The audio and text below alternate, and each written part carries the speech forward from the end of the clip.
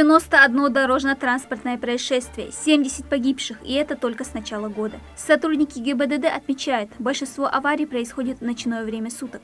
Штрафстоянка в Магасе скорее напоминает свалку вдребезги разбитых машин. Даже верится с трудом, что кто-то после такого мог остаться в живых. Чаще всего ЧП на дорогах – результат элементарной халатности, когда все внимание водителя должно быть сосредоточено на дороге. Зачастую достаточно нескольких секунд, чтобы случилось непоправимое. Основными причинами дорожно-транспортных происшествий является это выезд на полосу встречного движения, превышение установленной скорости. Вот вам пример.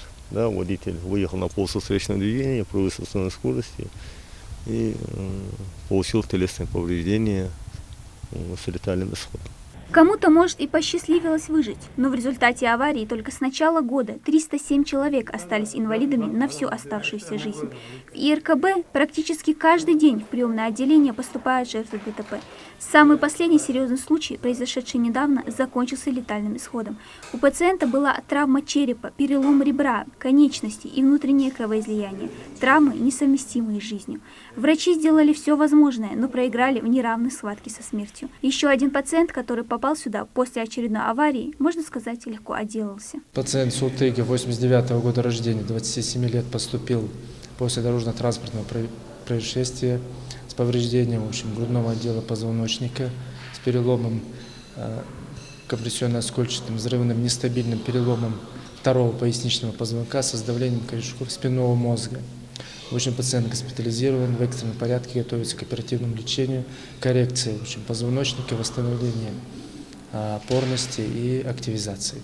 Муса Мелешков не устает удивляться статистике ДТП. Сам он попал в больницу по другой причине – упал с крыши. Муса – водитель с 27-летним стажем. За все время вождения ни разу не попал в аварию. Конечно, нельзя сказать, что никогда не нарушал. Бывало, из-за невнимательности проскочит на красный или превысит скорость. Из-за своей ошибки платишь штрафами. Но, видя всю картину на дорогах региона, всерьез решил поменять взгляды на жизнь. Я тут 4-ю неделю лежу. Почти каждый день, каждый вечер, каждую ночь поступают пострадавшие. Некоторые со смертельным исходом, потому что молодежь, как говорится, гоняют машины, нарушают правила дорожного движения. Согласно статистике, больше всего ДТП, как ни странно, происходит именно в летний период. Летом люди часто ездят на пикники и отдых, а зимой, зная, что гололед, стараются быть осторожными.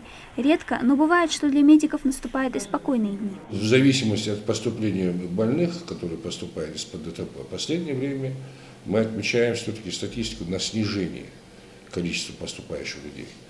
Мы все знаем, да, ГИБДД работает, там устанавливается видеонаблюдение, видеорегистрация, стоят посты, вот, и, скажем, штрафы стали более, скажем так, вот, большими, чем они были раньше. Это людей стимулирует к тому, чтобы не нарушать правила дорожного движения. По сравнению с прошлым годом число ДТП возросло на 26%, и это не могло остаться незамеченным ни обществом, ни властью. На днях проблема обсуждалась главой республики на встрече с Советом Тейпов и религиозными деятелями. Руководитель региона подчеркнул, что нужна системная работа, потому в образовательных учреждениях проводят беседы с подрастающим поколением. Также в республике запущена программа «Безопасный город».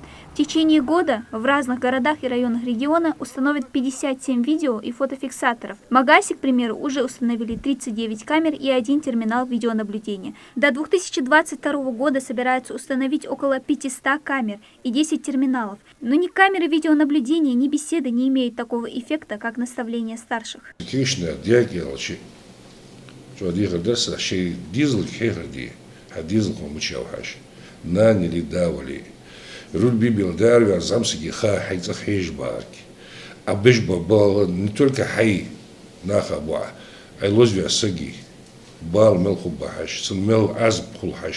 Хашви просто чеквал, хаша больница бар, мухошта ходухан, газа кукату абилля, цохфуфу.